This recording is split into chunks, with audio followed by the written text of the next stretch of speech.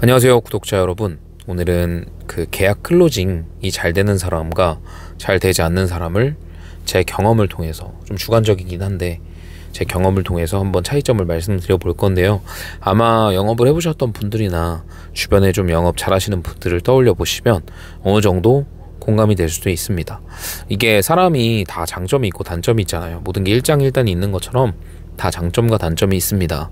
그렇듯 클로징을 잘하는 사람에게도 단점이 존재하고 클로징을 못하는 사람에게도 장점이 존재합니다.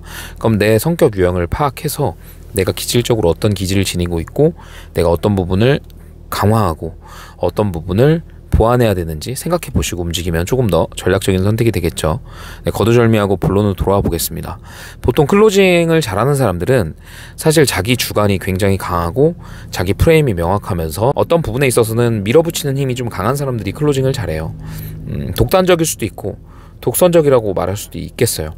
욕심도 강하고 목적에 대한 부분도 좀 뚜렷하고요. 그래서 어떤 사람에게는 굉장히 부담스럽게 보이거나 좀 무례하게 느껴질 수도 있습니다. 왜냐면은 우리는 영업사원이잖아요. 판매사원은 그냥 구경하러 온 사람들에게 구경하러 온 제품들을 보여주고 브리핑을 하면 끝이지만 우리는 주머니에서 돈까지 끌어내서 실제로 계약을 체결시켜야 되고 그 계약을 체결시키는 과정 중에서 일부 고객이 느낄 수 있는 부담감들이 너무 크기 때문에 단순히 판매사원의 스탠스로 일을 하면은 클로징률이 낮아질 수밖에 없기 때문에 이런 측면으로 봤을 때 상대방에게 조금 더 부담을 줄 수 있고 밀어붙일 수 있고 상대방의 이야기를 좀 묵인시키면서 나의 어떤 의지를 더 관철시킬 수 있는 주도성이 있고 좀 일부 독선적일 수 있는 사람들이 클로징이 강합니다. 근데 제가 서두에서 장점과 단점이 존재한다고 했잖아요.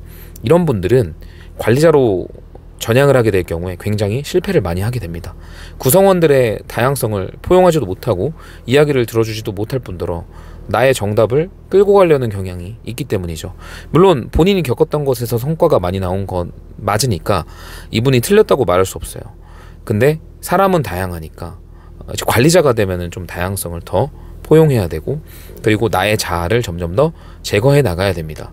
나의 자아가 없어져야 상대방을 올곧이 바라볼 수 있기 때문이죠.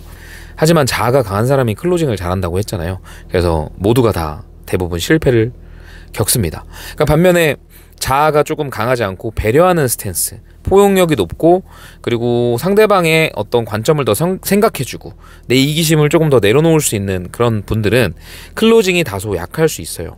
그래서 설명과 어떤 상담 자체는 굉장히 긍정적으로 굴러갔는데 결과적으로 보면 내가 뭐 하고 왔지?